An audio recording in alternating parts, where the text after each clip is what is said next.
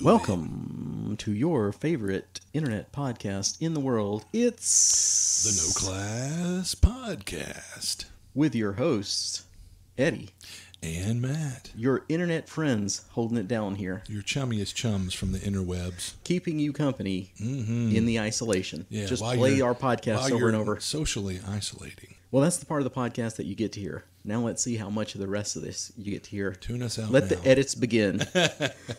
We're raw dogging. I mean, we're doing this one just without a parachute. So we have talked a little bit about the coronas going around. Yeah. And I, for one, didn't want to talk about it on the podcast. How about you? Did you want to bring up the subject? Well, you know, I had mentioned it before and got shot down, but because I don't like to put anything political on the podcast. Right. No, because people have very strong opinions about everything nowadays. And I don't know how long it's going to last. Yeah. Well, and plus, if someone listened to this, like that's going to happen 3 years from now, they'd be go, oh, yeah, that's when that corona Remember shit that? was going on. Yeah. So it kind of dates the cast, but whatever, man. But, you know, the thing is, we usually start most podcasts talking about whatever upcoming event we're going to or we're hosting. Long Con Spring? Long Con Spring, exactly. We pimp our own product, so to speak. Pimping ain't easy. And no, it ain't. And but this kind of has bearing because we've had quite a few people reach out to us privately or posting on social media, you know, about, hey, is it going to happen? What do you have in place? And like I've told them, because we kind of joke about our little idiosyncrasies that I'm a little bit of a germaphobe, so You're a lot of a germaphobe. I'm with good reason. Yeah, well, you know, because he works in the medical field. Works in the medical field. I know. I see this stuff. I know what can happen. If anybody should be taking precautions, it's you. Yeah, and so it just kind of overlaps here. That the very first con, we had a damn big thing of hand sanitizer on every table. We usually put out a post, kind of jokingly, but not jokingly, about, you know, good hygiene, like be sure and get 3 square meals, at least Wash 6 yourself. hours for each, wash your damn hands. You know, so there's that. So we've already always done those things. We're going to continue to do them. And the venue itself, which is always very clean, very hygienic, they've even taken extra steps. They've got hand sanitizer stations, and they're not doing their like their breakfast is not where everybody's coming and spooning stuff up. Like everything, you order it and they bring it to you, and it's made for you with only one set of hands wearing gloves or whatever. And so they had talked about having food for spring, and we've talked about, like, someone said, how about a buffet? And everybody turned to that person and said, are you not paying attention? You know what I mean? No buffets where people can sneeze, breathe, 5 people handling the spoon, whatever. But we say all that. Yeah. And then, you know, basically, like, we don't know what we're doing yet, if that's what you're driving at. Yeah, a lot of cons have postponed, canceled. I got a feeling we're one of the last ones remaining open that's in this time frame. Yeah, we had a guy reach out to me. He said, are y'all going to cancel? And I said, no, we don't plan to. And he goes, thank you, because all the other cons I've looked forward to going to in the first part of the year are all canceling or pushing back. And, yeah, Gary Con shut down. Yeah. Chupacabra just shut down. Yeah. NTRPG is waiting and seeing. Allcon got shut down by the city of Dallas County. MagCon. Yeah. I think they're pushing back, postponing. Yeah. So it's not that we take this seriously. And I mean, there's definitely a gray area. And I don't want to get into that because, like Eddie said, it turns political in a hurry. Yeah, it turns political, you know. But I always get aggravated when, like, it was like me if I was trying to argue with somebody that works in the oil field about the oil field or something, and they've worked in it for 30 years. I'd hope they'd go, sit down and shut up. I've done this. Well, I've worked in healthcare for 30 years. No offense. I've got a better perspective than 80% of the people, but I don't want to go into that. Right. But anyway, because someone's going to get offended or butthurt or go, well, you know. Well, the thing is, we started with basically self-quarantine yourself for 2 weeks. Yeah. And now it's kind of a month. Yeah. Or 6 months. Or 18 months. Who knows how long this is going to try and drag out. Yeah. Because we felt pretty safe being more than a month away, and we're still more than a month away right now. I would hope that we're flattening the curve, as they say. People are isolating. I'd like to think this is going to peak and it's going to begin to wane. And I think, you know, As the warmer days will help, But again, if we have something in place that, like, people try to say, well, it's a law. No, it's not a law yet. The CDC has suggestions, guidelines. The government has guidelines, suggestions. These different companies have guidelines or suggestions. One thing that's brilliant is we've got the whole venue space to ourselves, so we can spread out. For those of you that came last time, it's like the ballroom, which can be split in half, and then 2 more separate rooms. So we have, actually probably 6 separate spaces that we could use. And we're even talking about, I might rent, because they need people renting rooms, we might rent some suites and put tables and chairs in there. Sweet. So people can spread out and you get your own ooh la la, gaming space. But so people that are wondering about, well, I've heard 50 people or less, we got that covered. People are like, well, I've heard 10 or less. That's the virtue of being tiny. We've got you covered. Yeah, the spring con's not going to be big as November, and actually this is a strength right now. Right. Yeah, we can keep it to groups of 10 or less easily. Well, listen to this one, folks. We could send the vendors home, and that's going to bring that number down even that much more. Yeah. So, I mean, it's something to consider. Yeah. And you have to be able to see Matt's face right now when you say send the vendors home. Yeah, that one single tear of gravy rolled down my cheek. Wait, no, that's pork grease. But anyway. Part of it is how long can people stay on lockdown realistically? Yeah, I get stir crazy. So, I don't know. We're not shut down yet. The boot could drop at any moment, though. We could get shut down by the hotel. We could get shut down by the state. Federal government, who knows? I'm waiting for martial law at this point. But anyway. But so I hope to put this in the right way, in that, as always, we're not going to make any money off this. So why are we still wanting to do it? For you, we appreciate you, the fans, the people that turn out. We appreciate you, the people that run games. We're not going to scorn anybody that doesn't come out if when the time comes. But at this point where we stand right now, and it's fluid, is we want to do this, and unless we're told we can't, we're going to do it. And there's a lot of reasons we think it's okay. Yeah, we can space out. We're thinking. We're smaller than 50. It's your local populace. We don't have special guests flying in to give you the crud from somewhere else. Yeah. All of our cons, we've had a good history of no con crud. Yeah, and that's saying something. I mean, kudos to us, because usually cons we'll hear later, oh man, I got the con crud. Nobody's talked about the con crud at our cons, knock on wood. You know. But because, I mean, these are people that are in your exposure population already, or however you want to say that. These are the people that are in your neighborhood, in your circle. Yeah, we've got a lot already. Of the same germs. And like I said, we have a plan in place for, like, in between rounds. We're going to wipe down everything with Clorox wipes. We're going to encourage people, don't touch your damn face, wash your hands. We'll have signage up to help prompt people, to remind them, So yeah, I mean, hopefully you can appreciate, dear listeners, that if you're coming to the con, and of course you are, that we have a plan in place, So, if you're listening to this, you're probably coming to the con. Yeah, and we appreciate you for it. And if not, like I said, we'll see you in November. If not, at NTRPG. Yep. And so there's that. Do we have something else to add to that? I don't think so. Okay. Okay, got that. So feel free to chime in with your thoughts. Yeah, please. No, definitely, as usual, at the No Class RPG Podcast at gmail.com, or on our Facebook. Or make a comment on this podcast. Yeah. Right below there, you can make a comment. Absolutely. Please do. Well, speaking of all this social distancing, before it really got going too much, I had a game demo at Geek World. Mm-hmm. So I went ahead and I did that because I was pretty sure everybody else was going to be locked down, and I was pretty correct on that. I was able to keep my commitment and not get myself exposed to anything.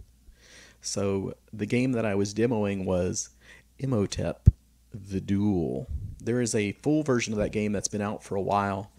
This is a 2-player version. The other one is, I think, 2 to 4 players. So this is the boiled down version. It's a lot simpler. It made me want to check out the full game. Me and Matt started a game of it, and I think he was interested in what little bit he got to play. I was intrigued. I would gladly play a game or two of that. It looks like fun. So the point of that is you're in ancient Egypt, and you're trying to build your monuments before the other person. You're trying to make the greatest monuments to yourself sort of thing. Collect all the points. It's fairly easy, simple to understand, but it's got a complex strategy. Once you do that, it's one that it's like, oh, okay, I can open this up out of the box like we like, learn this game, and then it continues to grow. Because it breaks my heart. I own some really great games that have won accolades, but you open the box and just the sheer number of pieces and stuff, you're like, oh my, it just seems so daunting. You just quietly put the lid back in place and push it back in that cabinet and go, well, one day. Yeah, wait for it to get covered with dust. Yeah. But I'd say it's around the $15 to $20 price mark. Just sweet spot. Yep. It's a two-player game, which is good sometimes. You know how often you play. Sometimes it's like, I can't get anybody together, and other times it's like, well, I got the whole gang here. I can't just do a two-player game. But this is a good one, I think. It opens up the full game to you. It's kind of like, why don't you try this? And if you really like that, move on up to the full game. Yeah. But you know how much the full game is? About $40. Yeah, which is but it's got nice wooden pieces, and it's even more complex. Yeah, and even the cardboard bits were that good quality gauge of cardboard, and the artwork on them, the ink is it's a really quality looking piece. Yeah, and it's a good Imhotep the Duel version, kind of like a time killer, a filler game, the appetizer game while you're waiting for everybody to show up, which was how we were playing it the other day. We were waiting everybody for the game group to show up, so we're like, yeah, we can knock out a game of this in like 30 minutes, if that. Yeah, it's quick. We were well into the game, and having never played it, and I'd grasped the bare bones of the concept, and I think we were both playing it correctly, and it seemed interesting, And already we were starting to see ways to like, aha, I'm going to activate my thing on off your guys, and you're like, wait a minute, you can do that? Oh, okay, yeah, So that was neat. So I'm going to give it the coveted 4-star rating. Ooh. Playing that really made me want to check out the full version. I am looking forward to that. So hopefully I'll get to play that sometime soon. Geek World has the full version available for your purchase right now. Nice. They have a great selection of board games. Yep. Love those guys. Can't get enough of it. That new venue is really sweet. Yeah. And for your protection, they've closed down their back rooms, and they've changed their hours too. So if you decide to go over there, be aware. Make sure you check the Facebook. Yeah. Or Google's and see what their current hours are. Yeah. But that was Thames and Cosmos that sent us that game to check out. So thanks to them, really good game. I want to play it a lot more. Yeah, I'd love to check that out. All right. Any other business before we get to the main topic? Well, for anybody that cares, probably not, but we're playing, we're socially isolating, but we're still being able to hang out, us pals. Oh, yeah. Fallout 76 on the PS4. And so our characters are right around level 50. Yeah. And we were doing a quest called Belly of the Beast, and it was pretty epic. We had a cool fight. Yeah, so while you're socially isolated, if you're an owner of a PS4, think about that. Get your internet buddies to internet help you with your internet game. Yeah. Be happy to clan up with you guys, sort of Absolutely. thing. Team up. Yeah, I was going to say, Eddie makes damn good guns, and I make good, sledges and power fists and whatnot. Melee. So, yeah, melee. You can do everything melee, right? Yeah, and I can do everything gun. Yeah, so there's that. So we can hook you up. Yeah, we just need one person probably to come in and be the armorist, power armor. Yeah. Yeah, because his build is like a stealth, and I'm a non-power armor build. So, but I can make, but just gosh, it's coming up with the ballistic cloth to make a lot of the high-end armors, like the marine armor. I got to go farm more ballistic cloth. You should ask your buddy. You got a lot of. He might be cloth? sitting on a bunch of it because I don't make armor. It. That's right. Yeah. Yeah. There you go. See. But I won't lie. What I love is if I go, darn, I need 10. I do a quick search on the internet, and it's like, oh, there's this one place that's nothing but tin cans, like an old Super Duper Mart, or I need plastic. Well, like if you need springs, there's millions of clipboards at the place where we had to do the fitness test, the military base. Because think about all the clipboards, So it's funny because there's a spring anyway. So like it's a great spring harvesting place. But anyway, enough about that. I just thought for anybody who might be interested, we've been having a lot of fun with FO76. And yeah, definitely if anybody wanted to clan up, come on. Yep. Get with the program. Come on. All right. So Do we have to get to the topic of the episode now? I don't have to. Oh, all right. What else did you want to talk about? No, I mean, I thought you might have some other stuff to talk about. I will say, I don't know if you've checked it out yet, but our good buddies, Two Smart Guys and a Friend, are back on. Oh, good. I was kind of concerned, They were, I mean, genuinely. So they're 2 episodes into this new run. Oh, cool. Which is 1 smart guy and 1 friend. Oh. But pretty good, pretty interesting. Everyone's still alive and friends. Okay, good. So check that out. You won't get that much of the story from their podcast, but I guess we don't need that much of the story. Because I almost could have swore on Facebook I saw Doc might have been selling his house, so I was like, what's going on? Wow. Yeah, because I like Doc in that bunch, and kind of we haven't seen him in a while. They didn't make the last con, so we were kind of like, hope everything's okay. Yeah. Well, if he's selling the house, I might have to pick it up, move back over. That's a freaking mansion. It's a castle. What are you talking about? It's got turrets and a gate and ballistas and guards with halberds. Yeah. But anyway, no, it's nice. It's nice. But we just want to give a shout out to them and say welcome back. Yeah. Welcome back, guys. We might not be doing this. We probably wouldn't be doing this if it wasn't for them. We absolutely wouldn't. We wouldn't have had the hubris. Send them hate mail. Yeah. If you hate us, hate them more.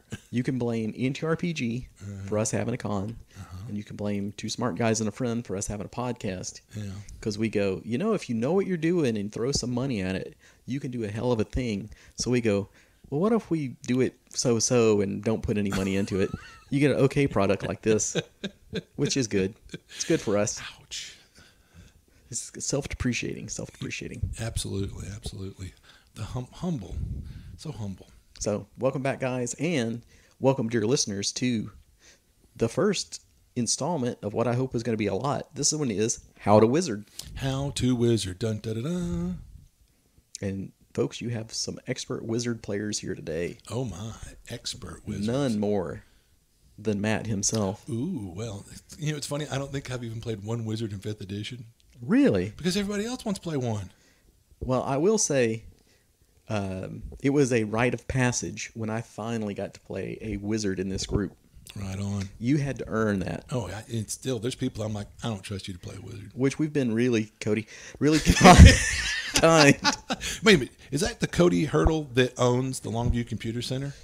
If you've got computers in your house, they're all over the place. I They know. multiply. I know. They get into all the corners and cupboards. They're just there.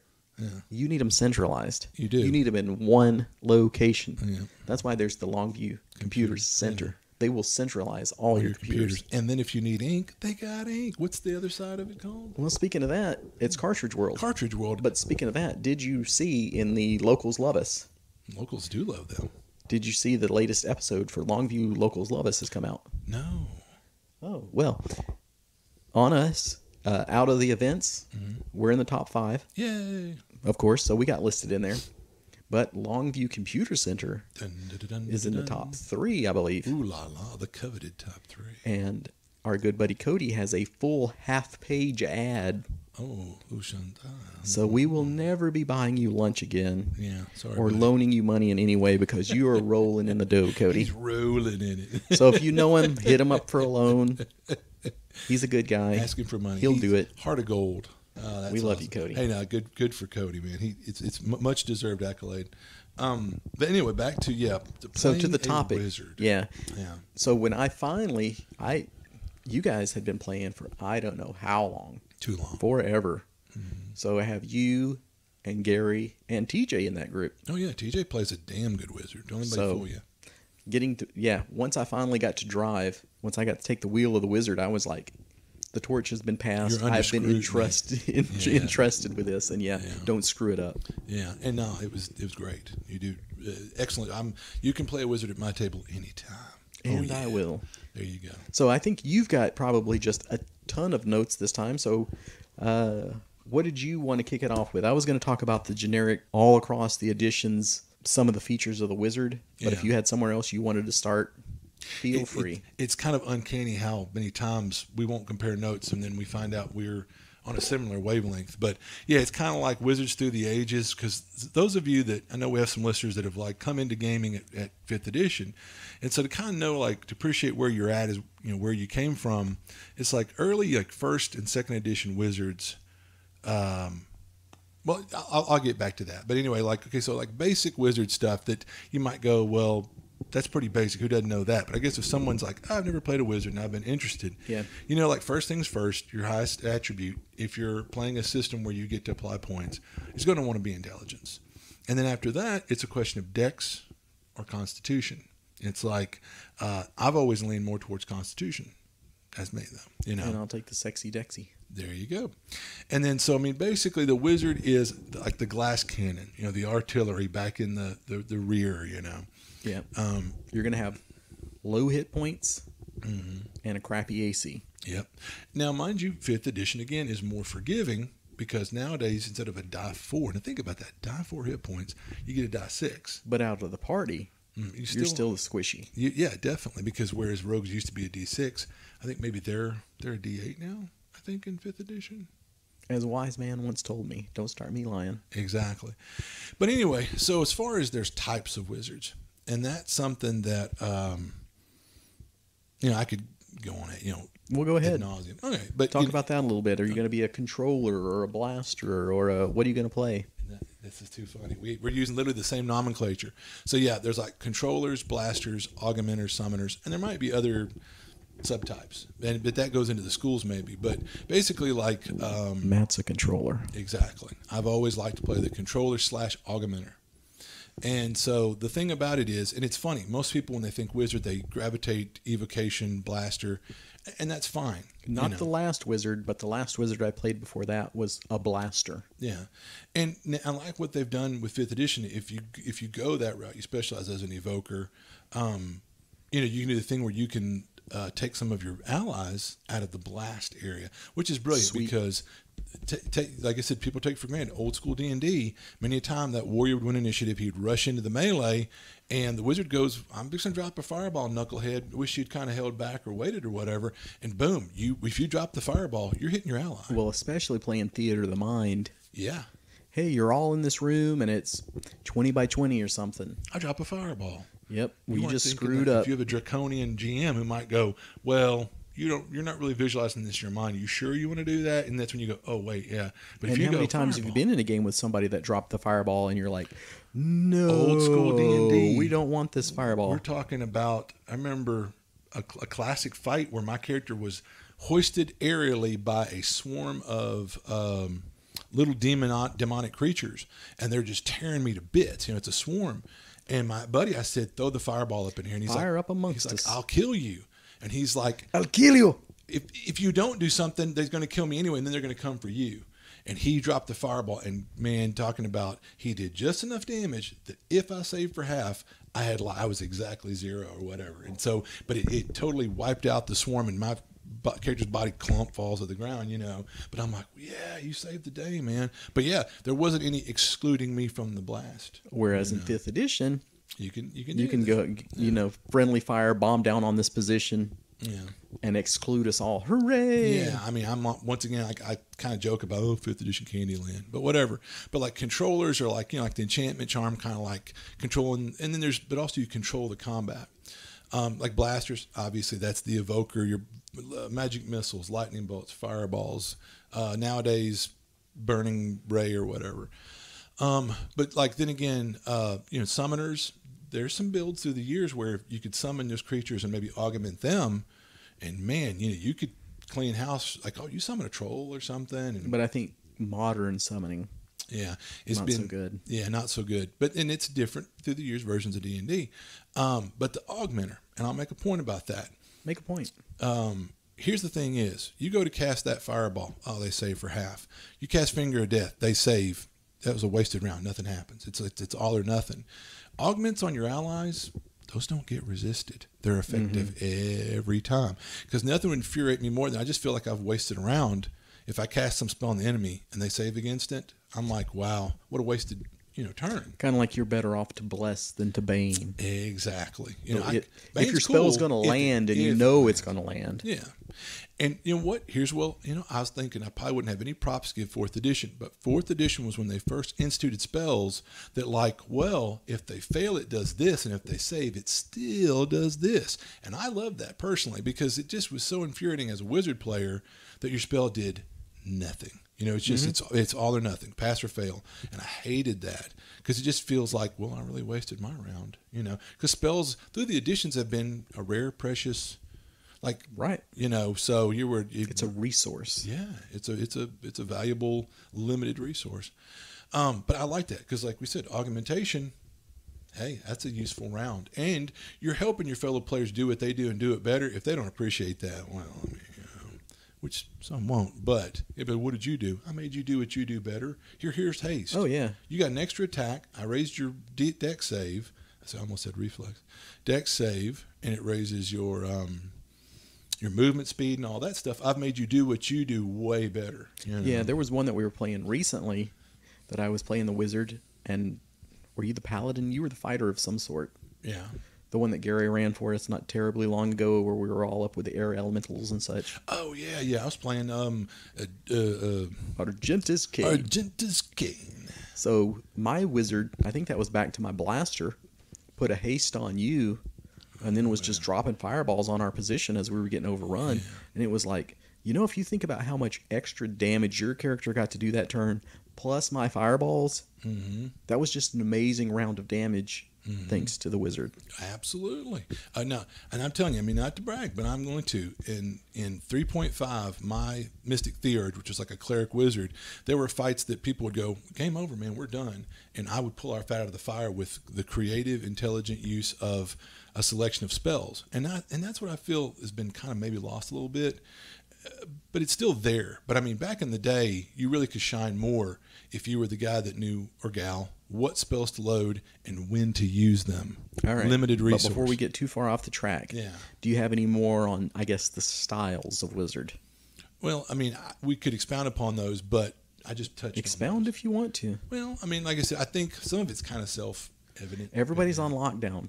Yeah. They're waiting for you to entertain them, Matt. Yeah. Entertain them. Well, I mean, we touched on that. Okay. Would you Feel like good to about expound it. on one of those, like the controller or the blaster, you know? No, I'll just say that they all have their different virtues. You can have, I don't want to say, neither of these is wrong, because it's not wrong if you do it this or that. But if you're going to be a blaster, for example, why not be a sorcerer? Yeah. And again, it's not a wizard, but that's an arcane casting class, because guess what's cool is combinations of spells can take it from a really, like that spell's cool and that spell's cool, but you combine them. And see, sorcerers can quicken spells. You know what's cooler than a fireball?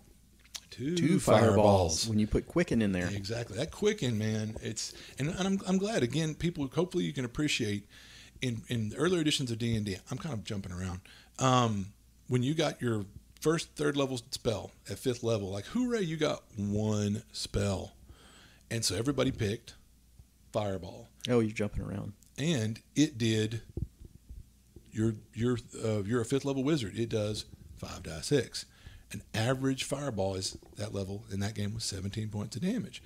Now, early D&D, monsters didn't have as many hit points, but still, 17 points. So how nice once again. And it was a high risk spell for the party. Yeah, because you might drop it on the party.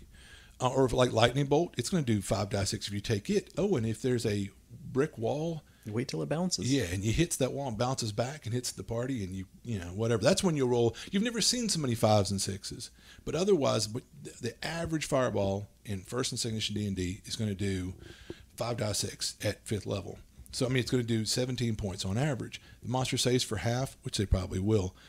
Wow, they're going to take 8, 9 points of damage. Yeah. But then if you roll a lot of 1s and 2s, it's just this popcorn fart. So really nice at 5th edition. Now the base fireball, when you get it at 5th level, does 8d6. So it's a little sexier. I mean, those 3 extra dice are kind of nice. And we've talked about this a lot before the show. No, we haven't. But I was going to say, let's stick with basically the first tier of wizard, and then maybe we'll talk about the higher stuff as we go. We're going to use fireball probably as an example for a lot of stuff, but we're also going to do a little portion towards the back end of this where we talk about maybe the must-have spells. Yeah. And just to keep it from taking forever, we'll only stick with maybe level 1 and level 2 spells, and then we can come and revisit your must-have higher level spells. Yeah. Because we could pontificate this forever, indefinitely. So, I mean, you know, your AC's probably the worst in the party.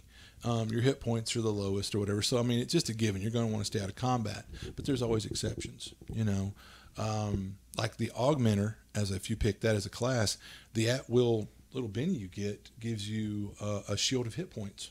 Mm-hmm. And there might be times where the fighter's down, the cleric's moving in trying to heal them. You might run in and take a couple of hits just to kind of give the cleric and fighter a round to get their S together, But then that's, those are exceptions to the rule. But otherwise, stay out of combat, And honestly, that's even, look at the cleric who's got good armor and better hit points. They need to stay the hell out of combat as well. You don't want your healer to go down, But there's exceptions to every rule. So talking about like first and second edition D&D, yeah, you had die 4 hit points and 1 spell. Well, how about this? Okay. How do you make up for having a crappy AC and having low hit points? Well, like I said, stay out of the combat. Stay out of the combat. And like again, there's the choice. With either you go Dex to have hopefully a better AC so you maybe don't get hit, or if you go, you know what, if you're a negative Nelly, I'm going to get hit, then raise your con so you've got more hit points than the typical wizard. So those are going to probably be your, like there might be that one oddball guy who's like, I want to be a face man wizard. I'm going to go high charisma. Man, knock yourself out.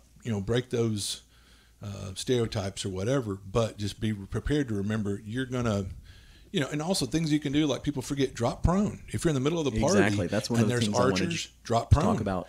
Think outside the box. Get low. Boom, now you're way harder to hit with those range attacks. Think about some of your must-have spells.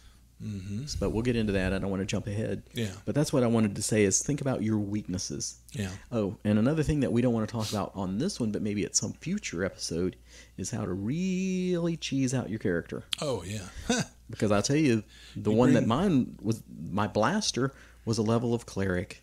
Yeah. So he's walking around in like full plate armor. Mm-hmm. It was throwing hilarious. fireballs. When it's like, that's a 14 that hits you, right? And he's like, nope, go fish. But yeah, you talk about cheese. You bring the crackers, we'll bring the cheese. We can do it. We can do it. So let's talk about first edition. Okay. We'll talk about, you only got 1 spell. Sleep. So that is exactly the correct, perfect answer. Let me whip out. I've got the actual books here with us today, so let me whip out the book.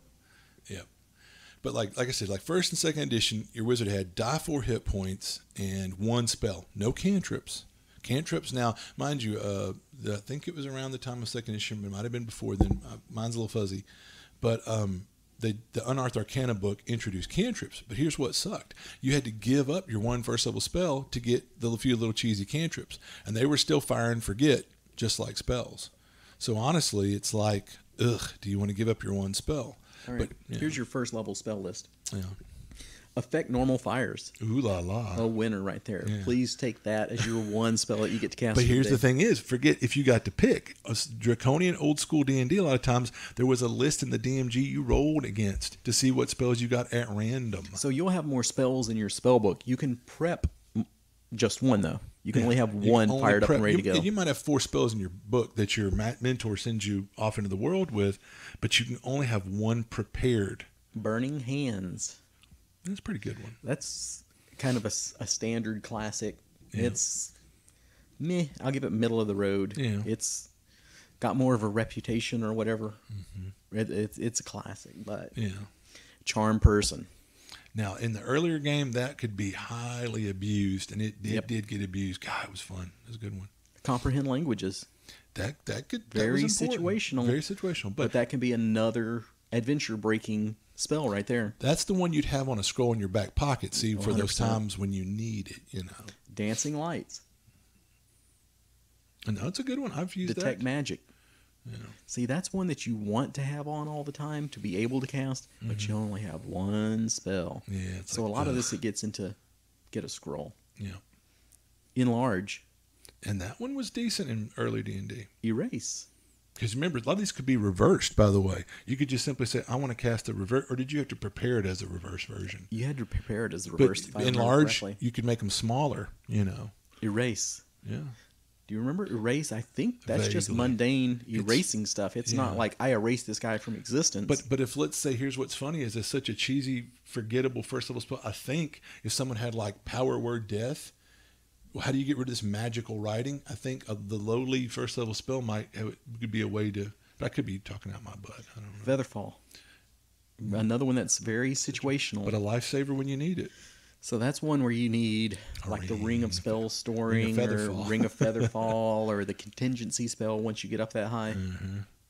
And thank goodness it's a reaction spell. I think back in the day, the nomenclature let you do, before reactions were a thing, it seemed like maybe you could cast it even if it wasn't your round, or maybe you had to cast it, which would really suck. Well, Yeah, we're falling. you had to cast it in the fall. You better hope you're falling for a round, I guess, Exactly. or something. Find familiar. Now, familiars were great, but they were a double-edged sword. If he died, you were pretty much going to die too. Hold portal. Ooh la la, powerful. Really situational. Very. Identify. That's another one you want loaded up and ready to absolutely. go. But that's like, let's go back and rest. You want it in your spell book, but you don't want that as your prepared spell. Right, yeah. But definitely you want it in your spell book. And now, well, we're jumping around, but you can cast it as a ritual. Speaking of jumping around, Jump. Which and is a good spell. light. And you take it for granted because now it's a cantrip. But back in the day, can you imagine giving up your precious one spell slot for light? But if you're in that dungeon deep dark and the draft blows out the torches, or You want to hear the second level? sure. Second level, audible glamour. Ooh la la. Continual light. There That you go. one's kinda Cast sexy. that on the copper piece and hanging around. Give it to your the neck rogue Yeah. so that he can have a light source whenever Palm he it. wants it. Yeah. Put it in the scroll tube. for make a flashlight. Make a EO flashlight, kids. Yeah. And see, this is where we're talking about spells that might sound at first like, no, that's a lame spell. No, it. By the way, did I hear you not mention sleep in the first level spells? Oh, you're right. I cut off just because of the way the table's laid out because I didn't mention the most classic of all, Magic Missile. Yeah, I was going to say the most iconic Magic Missile. Back in first.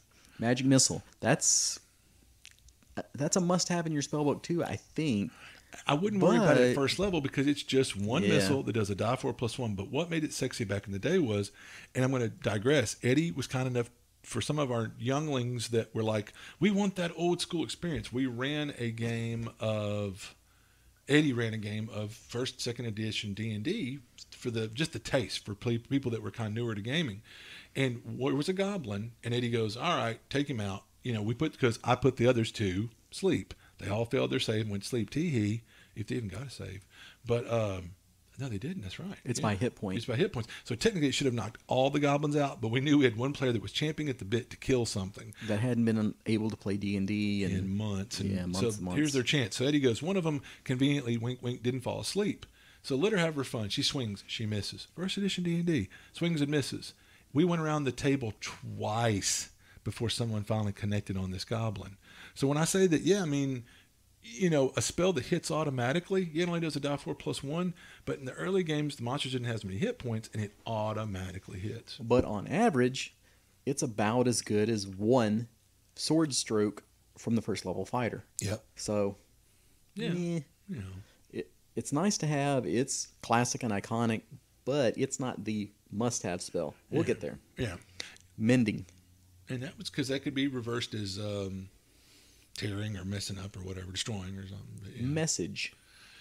Situational. Situational. But yeah. Is it Nistles? Yeah. Nistel's magic aura. Yeah. Meh. So you can make something appear as if it's You magic. can make the big bad evil guy. Does it do alignment too? I just thought it was the one where, like, hey, I want to go try to pawn this item off on a store and make them think it's magic. Oh, I'll cast Nistel's magic aura on it. So it just literally gives it a magical aura, even though really the sword doesn't do anything. So you can, anyway, it's been a long time. Yeah. Protection from evil. Which was always a good spell. Push. Situational. Push or pull, you could reverse it. And if you're locked somewhere and like, gosh, if I could just reach that thing, This was before Magic Hand. Or if you're in the sky tower with no handrails, push is freaking golden. Oh, yeah. I push them back 10 feet. Yep. Well, then they're in the air. Goodbye. It's problem solved. They do a Wile E. Coyote, and Read magic. That's another one. It's a shame before cantrips or whatever. I mean, that was a first level spell. And you'd figure, how are you a wizard and not able to pretty much read magic at will? But nope, you had to give up a precious spell slot. Shield. And which was that was a weird one. But yeah, you probably had it for sure. Shocking Grasp. Another classic. That's a classic. If they're wearing metal armor, And here's your must-have. Sleep. Sleep. I think we're in agreement on that. That's the one to take. I That's abused the living crap out of sleep. Spider climb. And that's a good one. Tensor's floating disc. That one's okay. Unseen servant. Now, here's the thing is, a lot of people would look at that and go, what on wise crap, blah, blah, blah. Plus, you'd go Tensors is better if you're wanting a porter to carry your crap. But what was good about Unseen Servant is you'd put about a 20, I think it could carry 25 pounds, maybe drag 50. You give it a great big bag of sand that's about 50 pounds that it can drag and have it drag it down the hall in front of your party. Oh, wait, there's a pit. Guess who just triggered the trap? Or there's a spike thing, or something shoots out, or poison darts. Mr. Unseen Servant, big damn hero. He took out that. If you don't have a rogue in the party, there's your trap finder, the Unseen Servant. And just to go back to shield, totally negates magic missile attacks. Yeah, so that was good.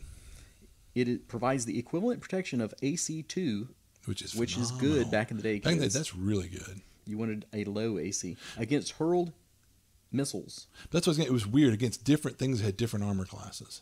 It was weird. Armor class 3 against small propelled missiles. So if somebody throws an axe at you, you've got an AC2. If somebody shoots an arrow, you've got an AC3. Mm-hmm. But what if somebody actually tries to hit you? You get an AC4. Mm-hmm. So it's weird. That's first into D&D. All these different armor classes it grants. It's like, can we just have it grant one? But yeah. But still. Yeah, that one. Shield is going to be gold as we go through the editions, but here it's weird. Yeah. And let's see, a duration of 5 rounds per level. That's not bad either. Not bad. It lasts. Yeah. I mean, they got it. I mean, yeah. Oh, ventriloquism and write. Yeah. And then you cast erase and get rid of it. So you can cast 2 spells right there to write down your notes, and then another one to just get rid of it. Yeah. Some of these spells you're like, what? Yeah. All right, second level, Audible Glamour. Yep. Continual Light, that's a good one. Mm-hmm. Darkness, 15-foot Radiance is a great one. Detect Evil. Mm-hmm. Detect Invisibility. No, that's one of the best divination spells of all time. ESP. Mm-hmm. Have you ever cast Fool's Gold? In 30 some odd or whatever years. 400 years. Yeah. That one could be really great situationally. That's going to be that one time where you have a really good story. You're trying to bribe the ogre or whatever. Yeah. I mean, forget. No, that's a good one. Yep. Yeah. You've just pissed off the king or this merchant or whatever. The wizard, about it. Boom, hits a forget spell on them. They forget everything that happened in the last, 10 minutes or 5 minutes or whatever. But what about invisibility? Oh, well, that's great. Except for that when you hit something, it went away. But still, that's a lifesaver. Oh, yeah. I could tell you stories. That's safe characters. Knock is a classic. No, absolutely. Very classic we don't have a rogue. Spell. How do we get through the locked doors? I'll prepare knock. Leomon's Trap. That's a good one. Levitate. Now, if you got an archer in the party, boom, shoot him up in the sky. If they don't have ranged weapons, he's just got an open shooting gallery. I mean, here's one that can break things for you. Locate Object. Yep. Cast, like the other night, my boy was like, I'll cast Locate Object, and we're gonna new to this dungeon real quick. Yep. Many a time. Yeah. Magic Mouth. That's really good for your BBEG or whatever to cast and mock the party. Leave it. Yeah. Leave it on the doors and his. Yeah. But it's for the GM, because everyone at the table should be having fun. The GM gets to have fun with that one. Mirror Image. Oh, man. Now, see, that right there was solid gold. I'd probably take that before I would take Shield. I would take, Let's see. Pyrotechnics. That one was situationally good. I could tell you a story where, I cast that. There was a bunch of orcs around a campfire, and I made it detonate. And boom, it blinded them. And then they're choking on the cloud of smoke. We rode in on them, blitzkrieged them. Bam. Yeah. Ray of Enfeeblement. That's a good one. Oh, the big bad's carrying a 2-handed sword and clad in plate mail. I just dropped his strength by about 5 points. Guess what? Now he's encumbered or whatever. Rope Trick. No, now that was solid gold back in the day. I'm telling you, I always had that rope trick. Scare. It was good. But Shatter. Yeah.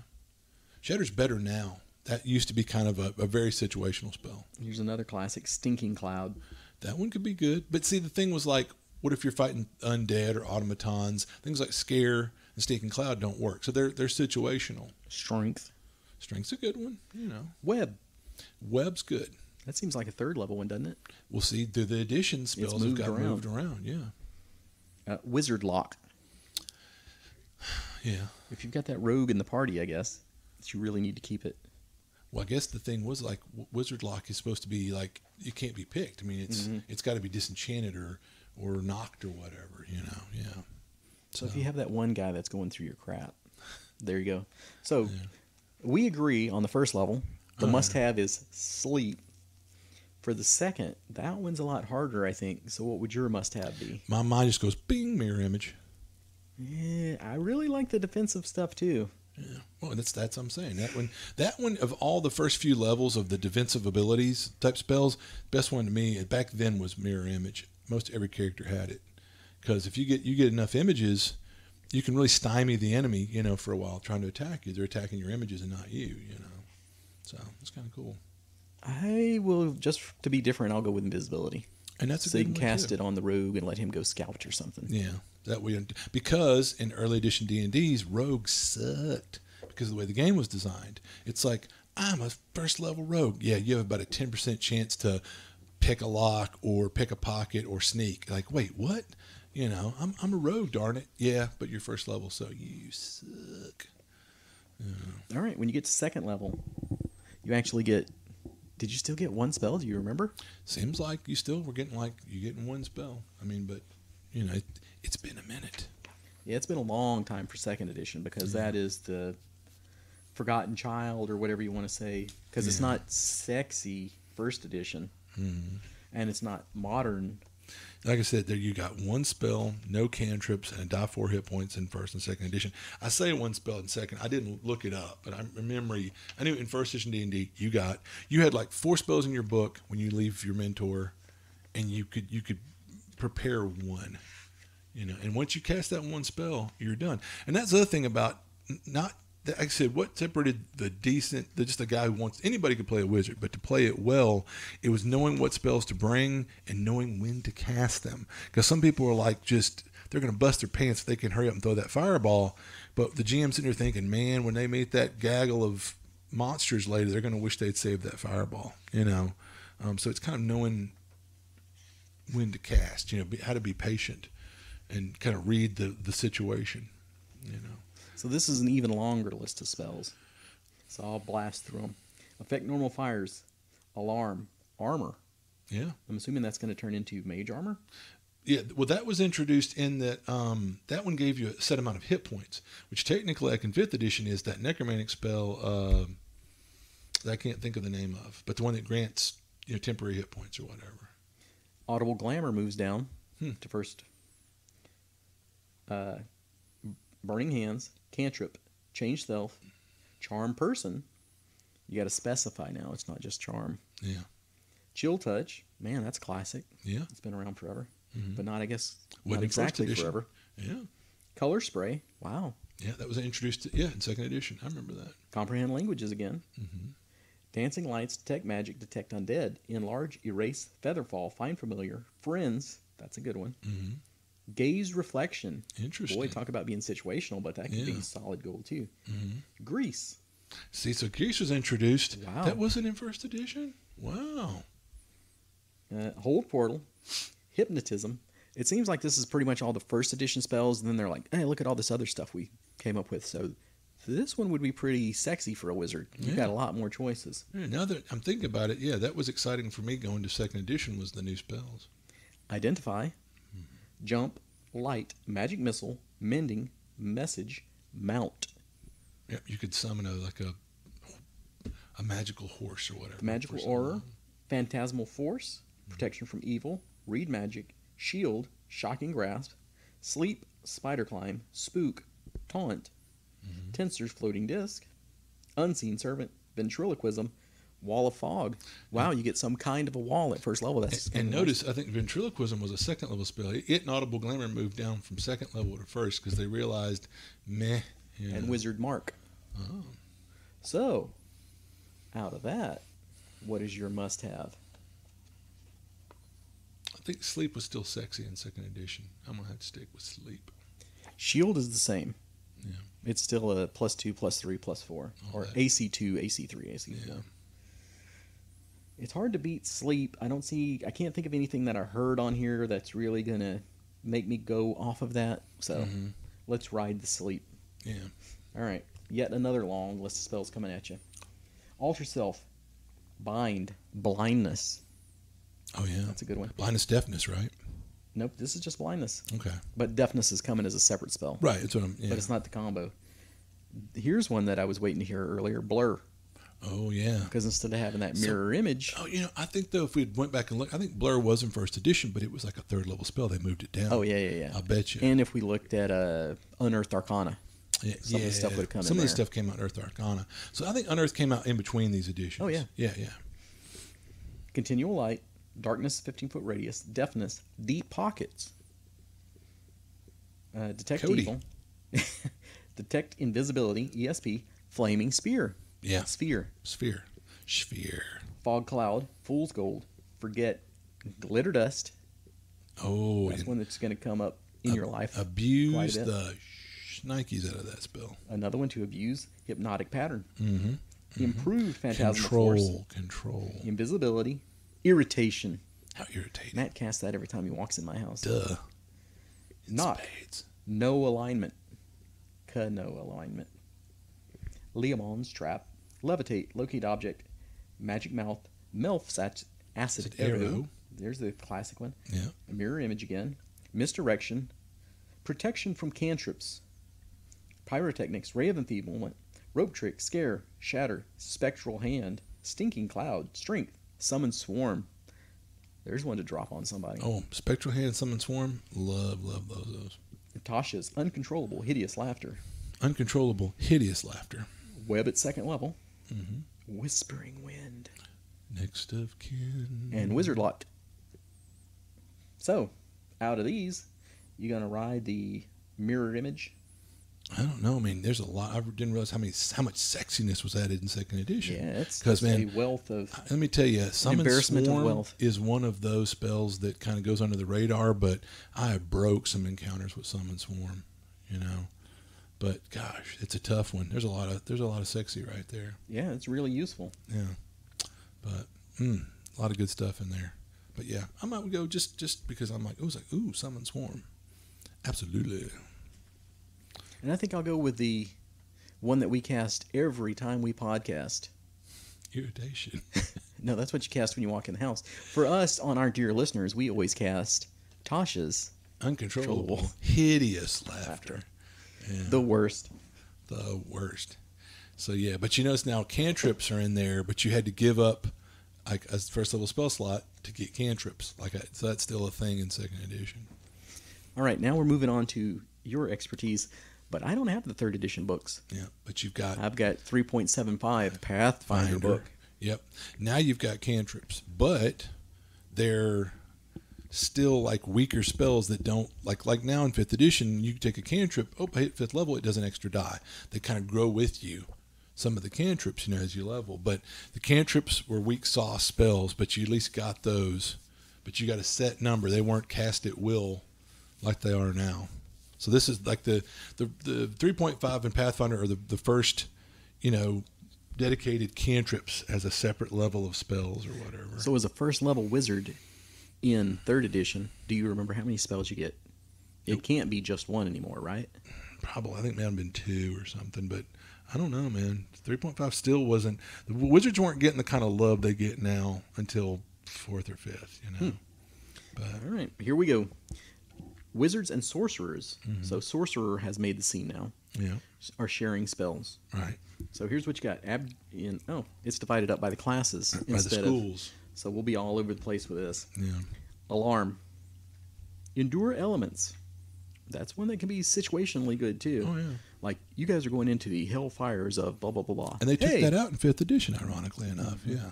Hold that portal. That one was good enough that it had to stay through all editions, right? Ugh. Protection from alignment. It's called chaos, evil, good, law, blah, blah, blah. Mm-hmm. But there you go. Shield. An invisible disc gives you +4 to AC. Still blocks magic missiles. So, shield got a little bit maybe sexier there. Yeah. And you don't have to keep up with it 15 different ways. Exactly. Grease. Mage armor. +4 to your AC. So, So you cast mage armor and shield. Ta-da. But if you've got to do either or, Yeah, I'm trying to remember. Mage armor is the one that you wear around. Yeah. Yeah. That lasts Plus, longer. I think mage armor lasts for like 8 hours. So like, oh, we're going in the dungeon. Let me cast mage armor and forget about it. Mount, which can be handy, very situational. An obscuring mist. Summon monster 1. Unseen servant. Now here's where summoning spells were kick ass in first and second edition D&D. In 3.5 and Pathfinder, what sucked would be like, it'll last for a number of rounds equal to your level. Holy crap. So if you take your first level spell, a first level summon, you cast it, it'll last 1 round. So it'll show up, nibble their bum, and then disappear. Wow. Talk about worthless. But other than summon swarm, we haven't even been able to summon to this point, right? Unless it was your unseen servant. Well, now here's the thing: was the summon spells you didn't get the first one until third level spells. But they were a little more useful when they started off. I can remember summoning a swarm of goblins that kicked some ass, and they hung around for a while. You know, that was cool. But that's still summon. Yeah. And unseen servant. Then you've got comprehend languages, detect secret doors. Man, that seems like a waste. Yeah. Somebody in the party should be covering that. Yeah, you would hope. Or just be an elf, right? Yeah. Detect undead. Identify. True strike shows up. Yeah. But actually, That's been wasn't that cantrip around for a before? while. But yeah, I know. I don't think this. I think 3.5 is when True Strike first showed up. But yeah, of course, you know that's something that has become a cantrip or whatever. Or are you reading cantrips? no, this is This first levels. So yeah, so to think So that one would get bumped down. You had to give a first level spell slot up for that. Yeah. Yeah, you have to cast to get a hit on the next one. And you're like, that's So you've wasted a round. yeah. So yeah. Yeah, not for me. Nope. Charm person, hypnotism, sleep. This sleep puts 4 hit die of creatures into a magical slumber. Burning hands, floating disc, magic missile, shocking grasp. Color spray, disguise self, magical aura.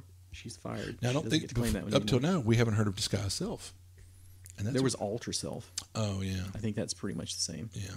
But that was, I think, a second level spell. Yeah, before. that's true. So now it's first. Silent image, ventriloquism, cause fear, chill touch, ray of enfeeblement, animate rope, whoop-de-doo, whoop-de-doo, enlarge person, erase, expeditious retreat. That one can be a really handy one. Oh yeah. Featherfall, jump, magic weapon. That's pretty useful. Oh, we're fighting a phantom, a wraith, or whatever. Oh, let me cast magic weapon on your sword. Reduce person. Which is enlarge reversed. Yeah. I just give it to you reversed. So, out of that, you still riding with sleep? Is it sleep forever? Yeah, well, because I think sleep's still pretty sexy here. I think. Well, yeah, it was 4 hit die creature. Yeah. Not quite as sexy, but I will say there's some ones in here that situationally were solid gold. Yeah, cause fear.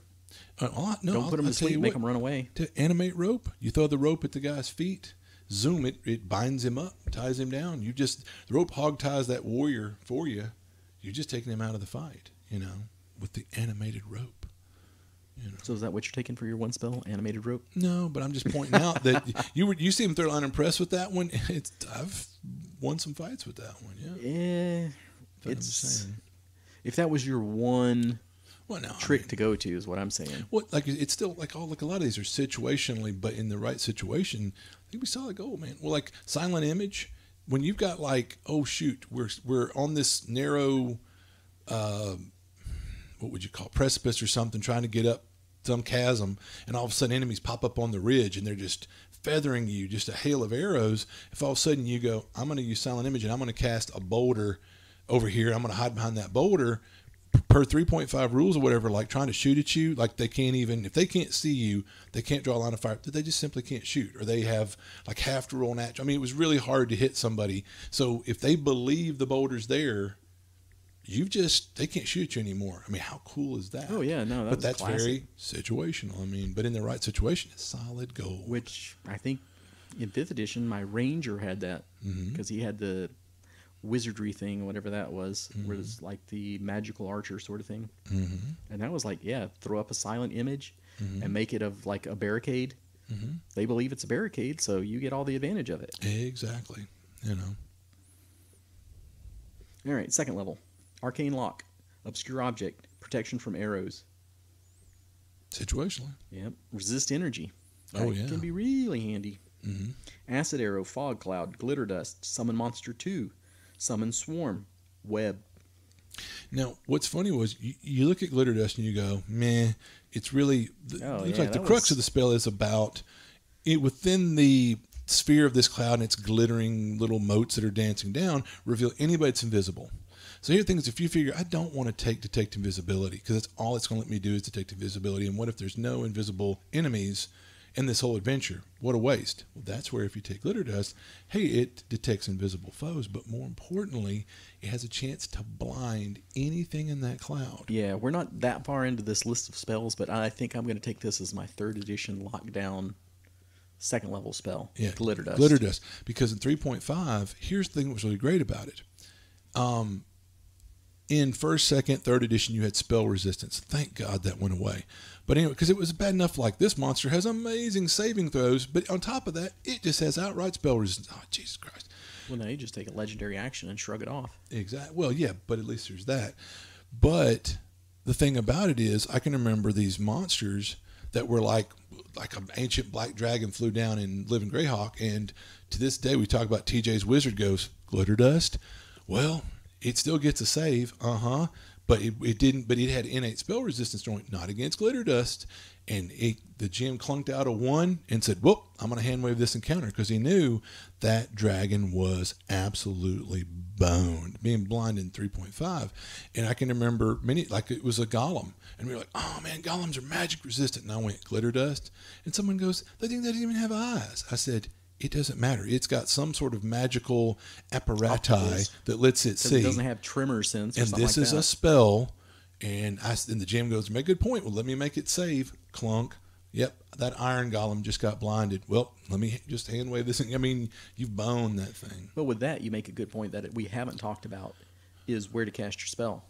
Oh, yeah. If it's something that's going to have to make a save, don't cast it on it. If it's something that's got spell resistance or magic resistance, don't cast it on it. The classic being darkness or silence. Silence, I was going to say. Yeah, like in 3.5, if you cast the silence on the creature, it got a saving throw, and it was going to save because that's 3.5. But on the other hand, you'd go, oh, I'm not casting on him. See that blade of grass at his feet? I'm targeting that blade of grass. And the GM goes, wow, really? Well, I'm not targeting him directly. You see, this is the kind of shenanigans, and at that point, zoink. Now, sure, he can move away from that blade of grass, but if you've got some warriors harrying him, ready to take op attacks if he shifts away, yeah. All right, rolling along. Detect thoughts. That one can be really good for just figuring out if somebody is there. Yeah. Locate object. See invisibility. Gold, gold, gold. Daze monster. Hideous laughter. Touch of idiocy. Just Boy, a I touch. hate when that happens. Just a touch. Continual flame, darkness, flaming sphere, gust of wind, scorching ray, shatter, shadoobie. And I think this is when shatter really came into its prominence, wasn't it? From all these 3rd edition stories I've heard. Shatter those weapons. I'm trying to remember. Yeah, that's true. Yeah. That'd be one of the spells that you'd hate to come up against, especially the warrior. Yeah. Because it's my beloved blade of so-and-so. Boom, shatter. Blur, hypnotic pattern, magic mouth, minor image, mirror image, misdirection, phantom trap. Phantom trap. It traps items. It makes items seem trapped. Oh my. That's interesting, but boy, when would you really... Yeah, talk about... But that's where, like, again, a way to shine between the also ran wizard and the great wizard is you take these spells that most people pass over and you think of that clever way. And it's sometimes the most innoxious, boy, what a clunker spell in the right player's hand becomes so broke you're going to piss a GM off, Yep. Yeah. Here comes your blindness, deafness. Now you get the combo. You get the combo. It's one spell, but you get to choose the effect. One or the other. So, with this, you probably get a save. Yeah. Unlike the glitter dust, like your magic resistance comes in. Unlike nowadays, almost 4th, 5th edition, like, oh, you get a save every round, la-di-da-di. This was where, like, they get that one save, but if they fail it, they are blind. They are better deaf. off casting blindness or glitter dust to get around the SR and MR. Well, and when it's like it's situational. But here's the difference with glitter dust and 3.5. If you failed, you're blinded for a number of rounds equal to your level. So you're going to be third, fourth, fifth level. You're going to blind them for a while. But if it's one of these situations where you're just kind of maybe hateful about it, whatever, or figure whatever, I mean, they're blind. Like if I blind that dragon and it does fail or whatever, and I get past SR.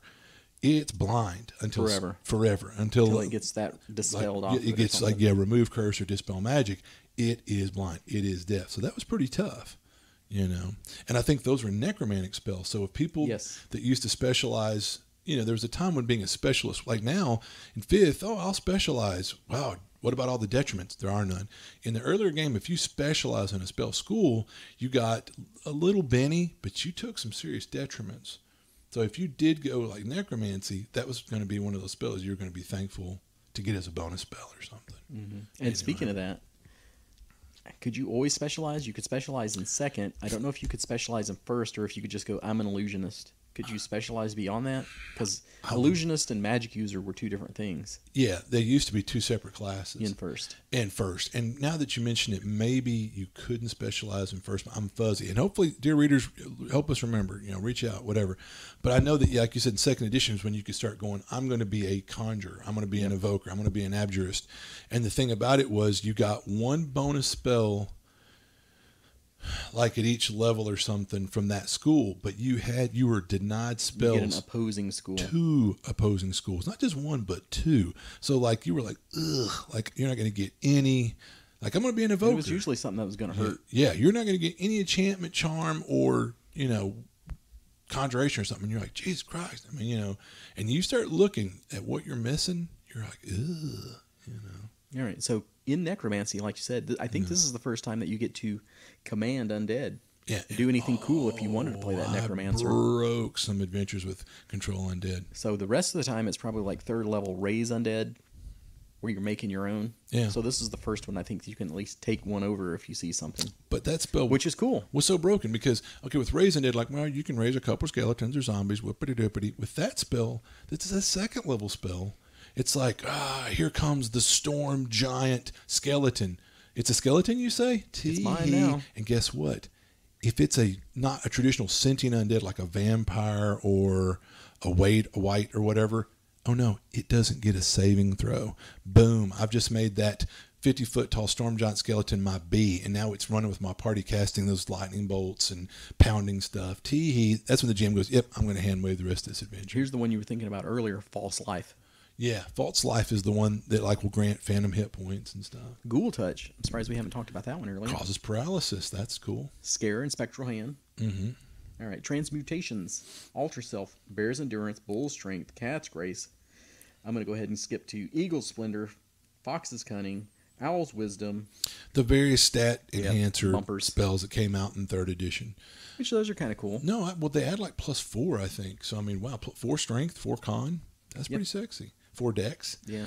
So I want to touch on like Spectral Hand came about in 3rd edition. Love that spell. Or a minute, was that in 2nd edition we were reading earlier? Spectral Hand. I think it was in 2nd. Yeah. So what's cool about that one is, remember I said my one character was a Theurge. So and plus I said I was a bit of a buffer. A lot of times you have to touch somebody to give them that buff spell. You're in the heat of the combat, and your ally's 60 feet away. Well, you can't get to him. With the Spectral Hand, you could deliver all these touch spells. And plus something like that Ghoul Touch we're talking about, that's a pretty cool spell. But remember we said, what is the thing about wizards? Stay away from the combat. Stay out of combat. You could deliver the touch spells at range, great range, seemed like 100 feet or something, with the Spectral Hand. So it was really a great spell. You might not take it early on, but later on you would take it to deliver, to either buff or heal allies, or to use those touch spells without worrying about you getting retaliated when you get up in the. It was dumb to get up in the fray and try to do a Shocking Grasp or a Ghoul Touch or a Chill Touch, but with the Spectral Hand, you're solid gold. Okay, Dark Vision. That's a useful one. Mm-hmm. Knock, Levitate, Make Whole. Repairing an object. Sounds like mending. Rope Trick. Spider Climb. Whispering Wind. And you'll have to remind me on third Now, edition if you here. notice, I want to think Spider Climb was a first level spell in first or second edition, but you notice here it's a second level spell. Well, here's one for you. I don't think we said Find Familiar. Was that a class feature of the wizard? In third edition, it was a class feature. You just automatically got a familiar. It was pretty crappy, but then again, if you were a clever player, you could make that crappy familiar work to your advantage. So out of these millions and millions of second level spells, what do you like? I think we already said Glitter Dust was solid gold. Was that second or first, though? That should have been second. I'll bet your life on it. Okay, then. I'll take that bet. Mm-hmm. So now we've burned through those. What's going to be really difficult is the fourth edition stuff. Okay, Who remembers it? Are we going on that long? Yeah, why not? They got nothing to do. Yeah. You're on social lockdown. Now, you notice as of, like, fourth edition, gosh, it's hard to remember. Like, I don't know if cantrips Listen should be to a this thing. one in pieces. Yeah, that one was weird. I know, but like I said, as far as, so you look at how the cantrips weren't even in early editions, then they were added in kind of half-acidly, and then, is that a word? And then, like, in fourth, I don't even know cantrips were a thing, but the spells and abilities, there was like a minor action and a major action and all that kind of weird. And a utility you got your, action and... What is it? At wills. You can do that wills. as much as you want. Right. Then your encounter spell. Yeah. And so it's almost kind of like everybody had a cantrip, if you will. It was only in fifth edition that, you have what we have now, which is these spells you can use at will that level with you and, all that sort of thing. So here are your at wills for fourth edition. Cloud of Daggers. Wow. Yeah.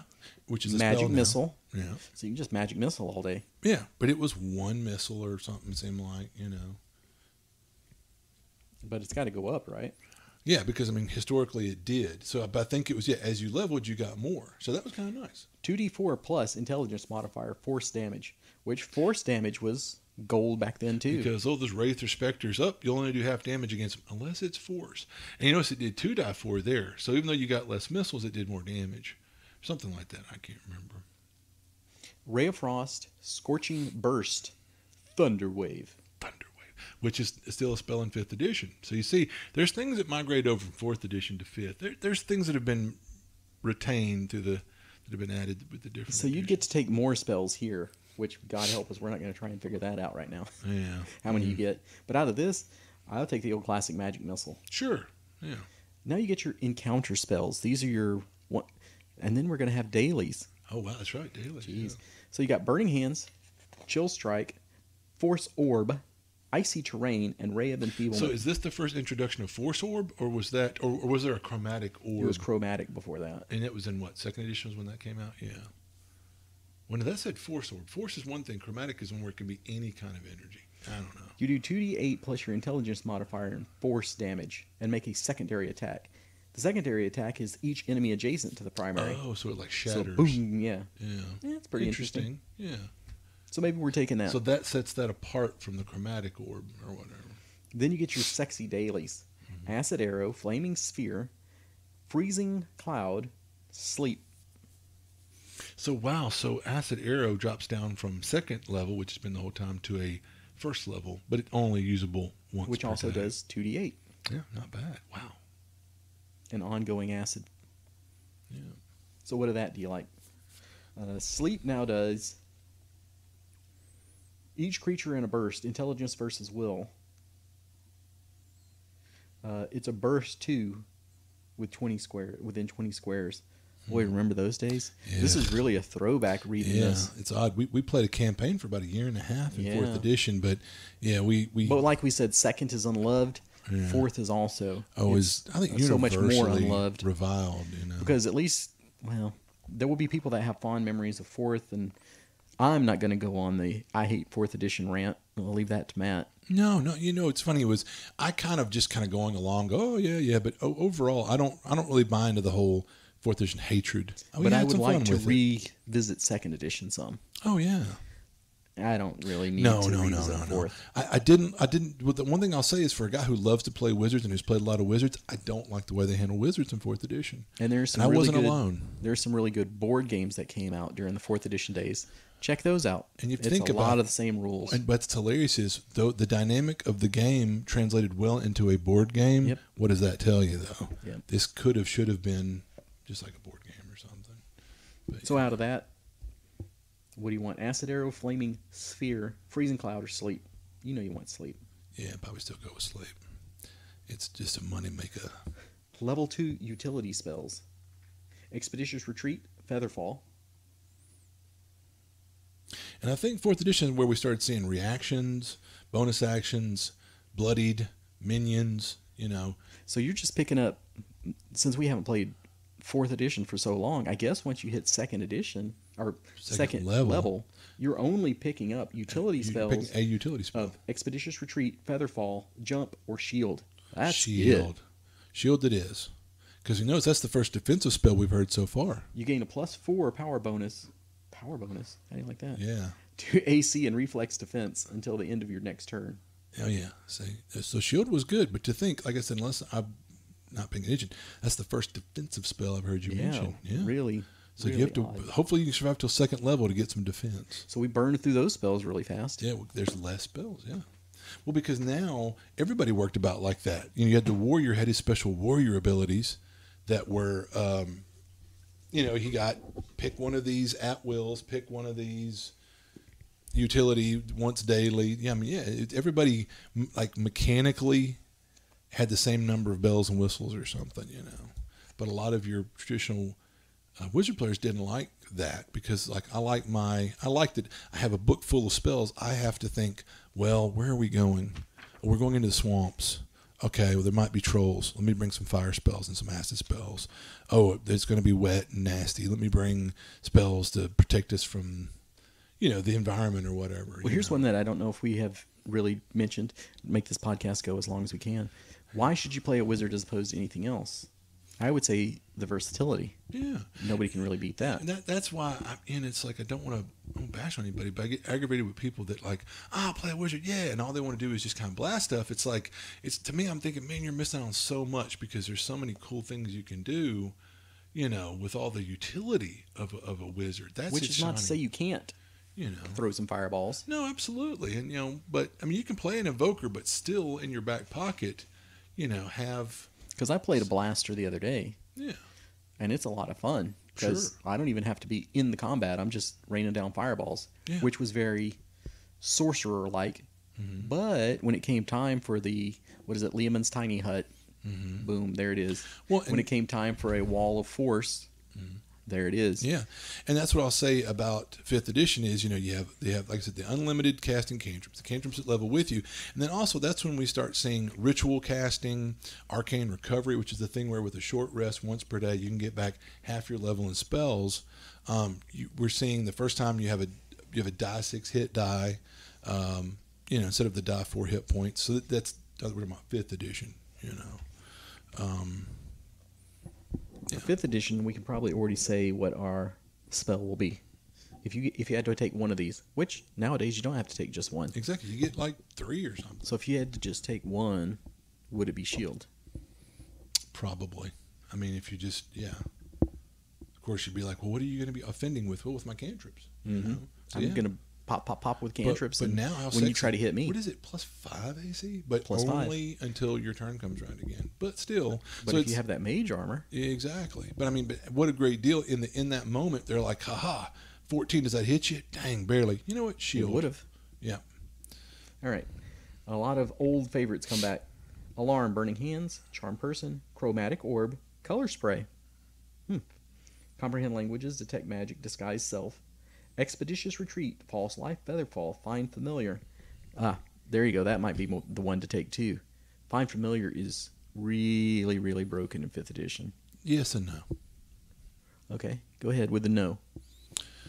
Well, I'm just saying, I mean, you still, if you get your pet in the melee, they're going to die. Poof. End of story. But the great thing now, you can bring them back in an hour. And you don't lose a number of hit points equivalent to their hit points. And they can use the help action all the time. Oh, yeah. And it doesn't hurt you like it did back in the day. That's the wise player, yeah.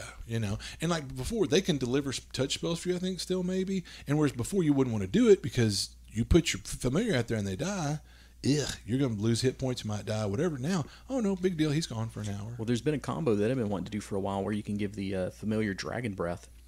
That's cool. Just have that guy raining fire going through the thing. And that's what I'm saying. Smart play. Like if you share the right spell with it, You can scout everything ahead. Mm-hmm. Oh, we played campaigns where we looked at people. If you didn't take an aerial familiar, we're going to take you out back and punch you because the familiar. If when I'm looking over at the wizard, like I'm not going to tell you to play your character, but I'm waiting. Finally, we're like, why don't you send your pet ahead or circle the party? Oh, yeah. My owl, circles Because around. back in the day, if anything happened to your familiar, you took the damage off that. Yeah, you took damage. So your familiar didn't go anywhere. Yeah. It pretty much sat Kept in your it in your back pocket, pocket. and you went about your business. So what's the other benefit? Well, it's giving me some extra hit points. It But used now- to give you a battery of hit points, Find familiar. So No, with it's your a good 3 one. spells that you're taking or whatever, yeah. plus take that one and cast it one Shield, time, find so you familiar. have the familiar and you're golden. Yeah. No, that's a good one. Fog Cloud, Grease, Identify. With ritual casting, Exactly. You With better have ritual that one in casting, there. have it in your book, but don't ever have it prepared.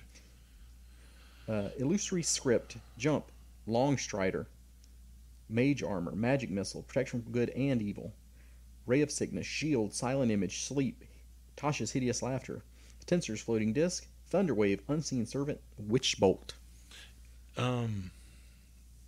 So I was going to say, now see, in this edition, you get 3 magic missiles right off the bat when you cast. So your 3 spells, I think you're thinking what I'm thinking. Yeah. You're taking Shield, or you're taking Find Familiar, and then you're taking the Magic Missile. And see, up till Boom, now, you're done, I guys. wouldn't worry about taking the magic missile until I got up around about 5th level. Why? At 5th level, you're going to get 3 missiles. Now it's kind of worth casting. But no, with you get 3 missiles right off the bat when you take it now, yep, I'll take magic missile. Because they hit automatically. Like, that thing's going to get away. If it gets one more round of running, it's going to be too far away to catch it. The thing's flying off, and the wizard goes, relax, because it fled because it was damaged so bad. Pip, pip, pip. Those missiles have a 400-foot range. They hit automatically. Hope you don't popcorn fart out a bunch of ones. You just took the thing out, and the party goes, yay, it didn't go to warn the bad guys or get away. Do we have to fight it later or something? Oh, yeah, solid gold. All right, second level, Alter Self, Arcane Lock, Blindness, Deafness, Blur, Cloud of Daggers, Continual Flame, Crown of Madness. Junk. Really? If anybody out there can prove me wrong, you post it. There'll be a prize for you. I thought I'd seen some bards casting that around. Maybe, but I'd be curious to see. They need to help me understand how that's better than, because isn't like suggestion in the same level? Yes. Yeah. So wait a minute, you've got Crown of Madness or suggestion. Yeah. Okay. Anyway. Darkness, Dark Vision, Detect Thoughts, Enlarge, Reduce, Flaming Sphere, Notice Enlarge Reduce used to be a 1st level spell. Now it's 2nd in 5th edition. Gentle Repose. Yeah, it's fun to watch how these spells have changed levels Yeah, bump throughout around the back and editions. forth. Yeah. Or drop off and drop back in. Yeah. Because I think for some of it, they didn't want to pay the copyrights. Like, we had Hideous Laughter, but now we've got Tasha's Hideous Laughter again. The names come back in. Yeah. Interesting. Gust of Wind, Hold Person. Is this the first time we've said Hold Person? I think so. Might be. Yeah. Which is Because that one's been a cleric spell a lot. Yep. So maybe that's one that they picked up and shared, but Yeah. sweet. Invisibility, Knock, Levitate, Locate Object, Magic Mouth, Magic Weapon, Melf's Acid Arrow, Notice Magic Weapon was a 1st level spell in earlier editions. Now it's a 2nd level spell here. and then it goes away and moves around. So Yeah. Interesting. Mirror Image, Misty Step. Wow, that's a solid And gold you one. know I love Misty Step.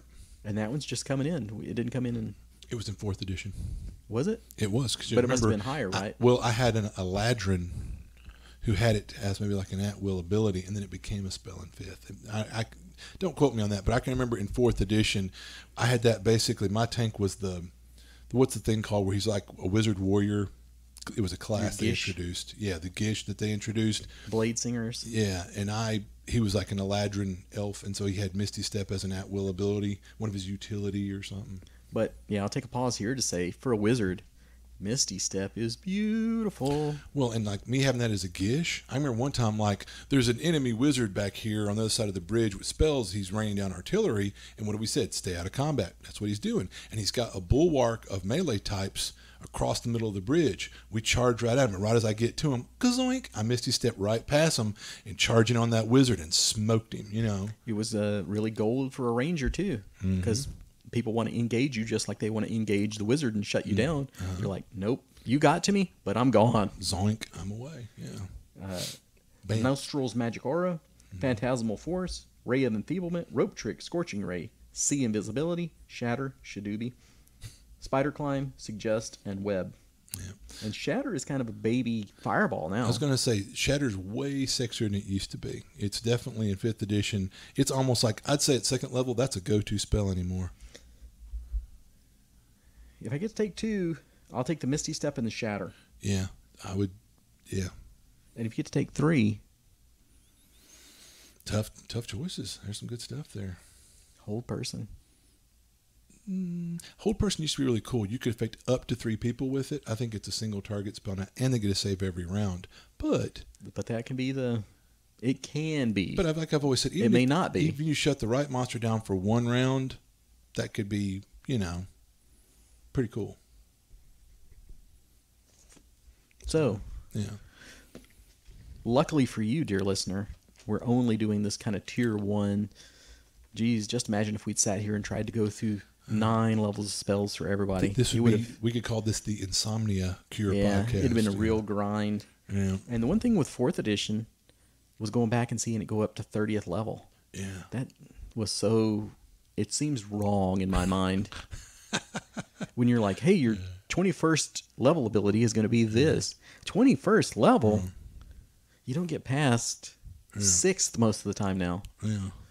So ever, right? So, I guess like 5th edition has Abjuration, Conjuration, Divination, Enchantment, which we used to call Enchantment Charm, Evocation, Illusion, Necromancy, Transmutation. So, and I think Transmutation used to be lumped in with something else before. But anyway, so I'm curious, like, what's your favorite spell school and why?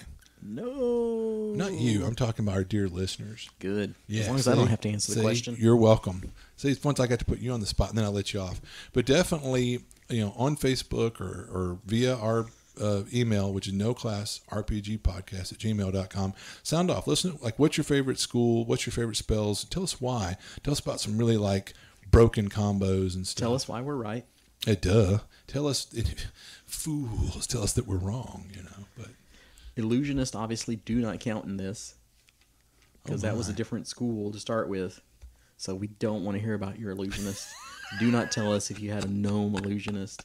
Yeah, I don't want to hear anything about gnomes, period. Get out. You are blackballed. But I will say, for a lot of these, like, what school do you want to be or what kind of specialization do you want to be? Mm-hmm. Know your GM. Talk to your GM in advance, especially for the illusionist. Oh, yeah. So you hit on something that popped in my head and then flitted away is, unfortunately, you might be the most brilliant player to ever decide to play a wizard, but if you have a rather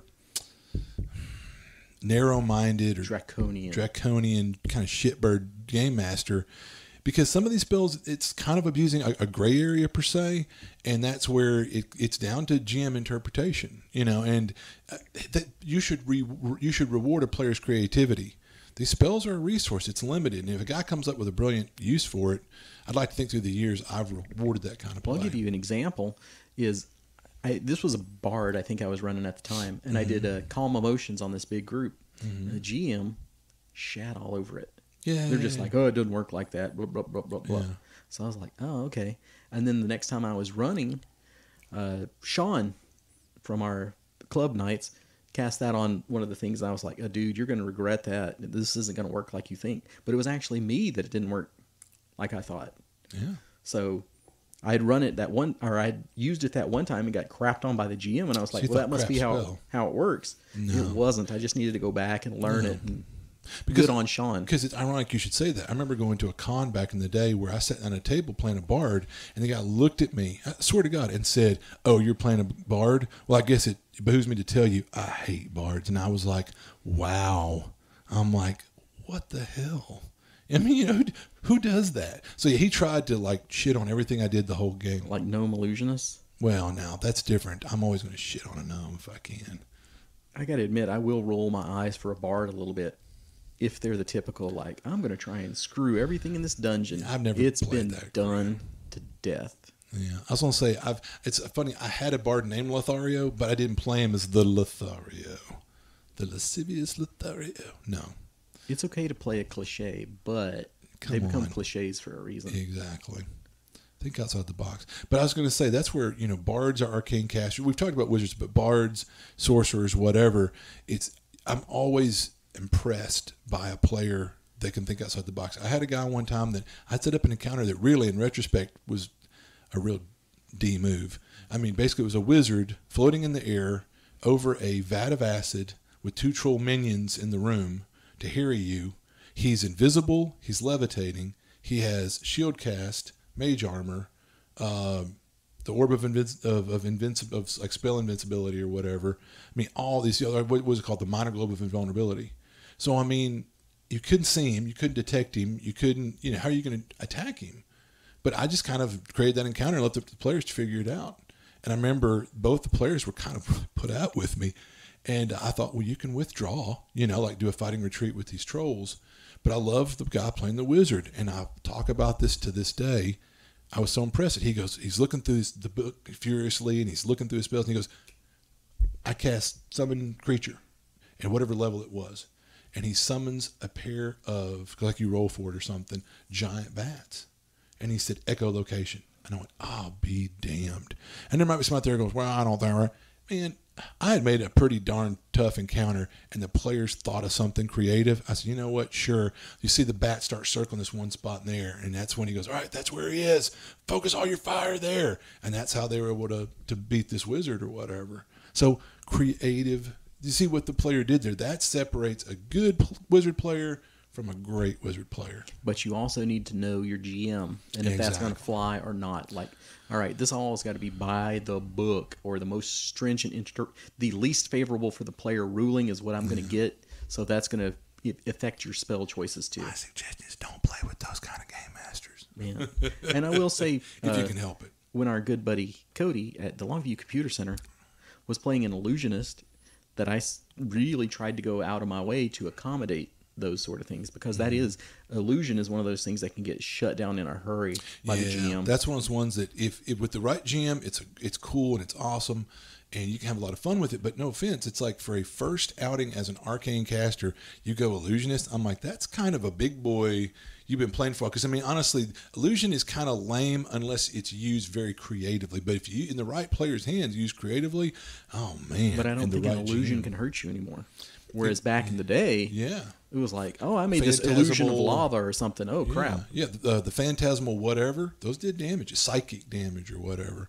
But yeah, I mean, that's the creative use of that stuff. Well, think if there's an actual pit of lava, but you create that it's not there. The guys charge at you. I mean, see what you did there. But be fast on your feet, thinking outside the box, That, like I said, I'm not saying anybody out there go play Wizard, have fun with it. But if you want to be the guy that people didn't like, I had a guy turn to me at one point, let me pat myself on the back, but he said, dude, you were the MVP of this adventure, because there were some encounters where he said, I ran this adventure in LG 3 and 4 times and I've TPK'd most every time. He goes, man, you pulled some stuff out of your ass, and wow. And I'm like, wow, thanks. Well, like you said, you and Gary and TJ, that's sitting under the learning tree.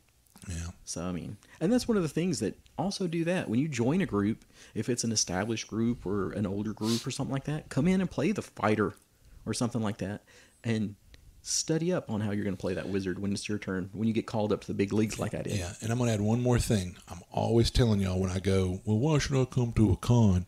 Well, that's me going to cons through the years, sitting with people that I don't normally play with different play styles. I've learned new tricks. When I came back to my normal play table, they're like, what the hell is this bullshit? And I'm like, check it out. It's perfectly legal. Here's the errata. I've already checked it before I even cast it. Like, is that legal? Yep. And it's broke. And I mean, I learned this stuff going to cons from other wizard players and stuff. I love one guy. He was a triad member in one of these regions. So I said, can you do that? He goes, I'm triad. And I cast this before at a GM who's part of the Circle of 8. Those are the guys from the company that controlled the Living Greyhawk around the world. He goes, that guy didn't shut me down. So I went, fair enough. I guess it's legit. It was broke. But anyway, test that stuff out with your GM. See what'll work. Ask yourself if you want to play a wizard, if that's what you really want. If you want to be a blaster, check out Sorcerer. Yeah. Maybe Warlock has something that you want. Yeah. Or you want to be a Bard. Or even play, maybe if you want to do ranged, a lot of damage at range, hey, in 5th edition, Ranger is sexy as hell. If you just want to blast crap at range, let's talk here, But yeah, figure out what you want to do and how you want to play that character. Should it be a wizard? Yeah, I mean, if a lot of people are going to get jazzed up by the damage numbers, but I can remember times in 3.5 where I thought, yeah, I could have cast a lightning bolt at this thing. It probably would have saved for half, and I'd have done how much damage, man, whatever. And instead, here, let me cast flight on the party's barbarian so he can get up in the air to that wizard or dragon, and he's going to beat the living crap out of it. And he couldn't have done that if I didn't cast flight on him. Big damn hero. And at the end of the night, when everybody's going, wow, Bubba, and patting him on the back, you did so much damage, hopefully he'll lean over and go, well, I couldn't have done it without the benefit of the wizard casting flight on me. Thank you for having that prepared, thinking to cast it on me. Geez, you didn't get all the glory, but in the end of the day, that'd have been a really different fight. The unsung hero. Yeah, watch the barbarian. You're like, I do 100 points with max every swing. What do you do with that bow you're about to pull out? Date. Yep, this is going to be a long fight, So anyway. All right, folks. Well, we hope you enjoyed this. Yeah. If you did, we'll do some more. I'd really love to do the How to Cleric. Oh, yeah. And there's a lot more that we can do on the wizard as we move up through the levels. Sure. And like I said, we can always talk about cheesing out your character. Absolutely. If you want to, like I said, you bring the crackers, we'll bring the cheese. But we don't want to give away all these secrets because we might end up running for these we might have to be on the other end. Cheesy wizards that we help them create, right? Yeah. Because like I said, if you know some really broke, crazy combination of spells, let us know, All right. Well, we took a little bit longer on this one, but we figured your internet friends would spend a little extra time with you while you're on lockdown. We miss you. And hopefully we'll see you soon. Later. Bye.